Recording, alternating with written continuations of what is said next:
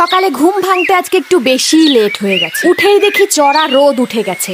এত বেশি সকাল হয়ে গেলে আমার আর ভাল লাগে না। তখন সকালের যা টুকটাক কাজ থাকে সেইগুলো করতেও আমার ভীষণই রাগ হয়ে যায়, কিন্তু কি আর করব, লেট তো হয়েই গেছে। তো যা যা কাজ বাকি ছিল সেগুলো করলাম। ছাদে গিয়ে আজকে আর ভালো লাগছে না, কারণ রোদের তীব্রতা একটু বেশি, গরম লেগে যাচ্ছে।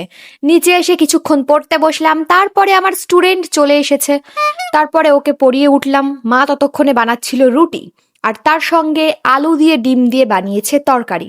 তো সকালে আজকে এটাই খাওয়া হলো। খেয়ে উঠে কিছু বাসন ছিল, সেগুলো ধুলাম। রোজ রোজ এত পরিমাণে বৃষ্টি হচ্ছে, আর যেদিন বৃষ্টি হবে না সেদিনই এত প্রচন্ড পরিমাণে গরম দেবে, একদম অসহ্যকর। এরকম কেন হয়? যাই হোক, কেন হয় সেটা ভেবে আমার লাভ নেই। আমি বসেছি পড়তে।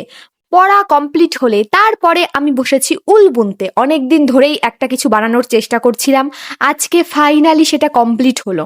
বানানো যদিও সহজই ছিল, শুধুমাত্র এই ফুলগুলো বানাতে একটু বেশি দেরি হয়ে গেল, তাছাড়া পুরো প্রসেসটা সহজই ছিল। আমি প্রথমবার এরকম কিছু বানালাম, কেমন হয়েছে সবাই অবশ্যই জানিও।